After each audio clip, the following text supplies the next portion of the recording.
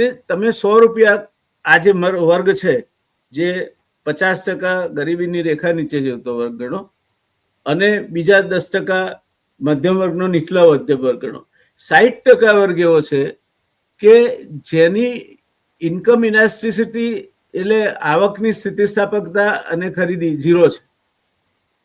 પ્રિસાઇઝલી એ બીજા નંબરમાં 5,000 રૂપિયા કમાય છે, 5,000 રૂપિયામાંથી 3,000 રૂપિયા એક યા બીજી રીતે ખાધા ખોરાકીની ચીજ વસ્તુઓ, દવાઓ અને ટ્રાન્સપોર્ટમાં જાય છે. આમાંથી એક ખર્ચ ઘટાડી શકે એમ નથી. ઇલેક્ટ્રિસિટીના બિલમાં અને રેન્ટલ્સમાં આમાંથી એક ખર્ચ ઘટાડી શકે એમ નથી. ઘટાડી તો શકાય. એની પાસે રહીને રમત કરવા માટે પૈસા ક્યાં છે એની પાસે?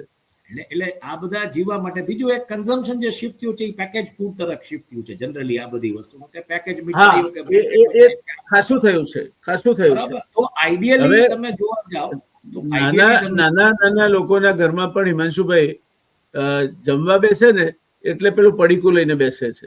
એ ચવાણું ના હોય તો ખાવાનું ના ભાવે. એટલા બધા એડિક્ટ થઈ ગયા છે લોકો, એનાથી બંધાણી થઈ ગયા છે.